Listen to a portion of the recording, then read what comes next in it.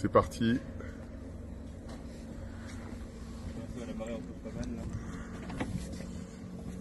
En direct du Grand Pavois. Petite sortie matinale juste après l'ouverture avec l'équipe de Winav. Et leur moteur électrique hors bord. On a du coup 137 kWh de batterie là-dedans, qui sont répartis. Donc il y en a ici, vous pouvez les voir là. Donc là c'est l'ancien réservoir d'essence. Donc là il y en a à peu près 8 ou 9 Antoine, c'est ça? C'est quoi? Ici, je sais plus quoi il y en a. Oui, c'est réparti. En tout cas il y en a une bonne paire ici. On en a mis ici en dessous et tout devant. L'idée c'était d'équilibrer pour la stabilité du bateau. Et après tout le reste est dans le moteur. Donc dedans on a le moteur, le variateur, donc ce qui sert de lien entre les batteries et le moteur. Le chargeur embarqué pour la recharge et la prise par ici qui est directement dessus. Donc en fait, on a choisi ça parce que l'idée c'est vraiment de simplifier l'installation complète. Donc en fait le système s'installe comme un thermique classique. Toutes les données de navigation, la vitesse en nœuds en km/h, jusqu'au bouton start and stop.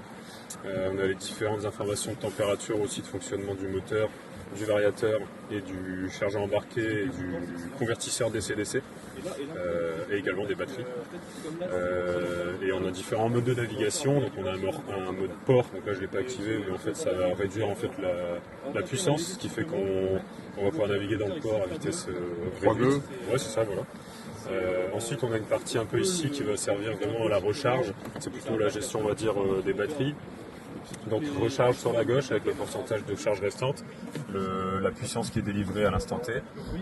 On a aussi des informations réglables au niveau du maximum de l'intensité qu'on souhaite quand on est en recharge en courant alternatif. Et également un maximum une limite de charge si on veut charger à 100%, à 80, etc. Ensuite, donc la partie faible puissance, donc sur la partie 12 volts, on va avoir la batterie de service qui va être indiquée ici, ainsi que la puissance qui est délivrée, donc la puissance qui est tirée sur les petits équipements. Et ensuite, quand on va être en charge, on aura la partie bouton pour arrêter la charge et également pour débloquer la prise, parce que la prise peut rester bloquée même une fois la charge arrêtée.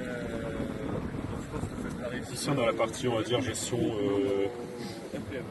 des équipements plutôt lumineux, etc., des pompes. Et après on a une partie réglage avec les différents réglages, donc mode de navigation éco, standard, sport, donc pareil qui va limiter plus ou moins la puissance qu'on peut délivrer. Et après d'autres paramètres. Et également on a une partie en fait données de distance qui nous permet en fait de mesurer en fait les trajets qu'on a déjà effectués, les temps passés, etc. Donc voilà pour l'interface Garmin. Et ensuite tout ça est contrôlé dans la timonerie par les composants Airbus, donc les entrées-sorties analogiques, numériques, etc., qui permettent de contrôler l'ensemble du bateau. Ok, super, merci beaucoup Antoine.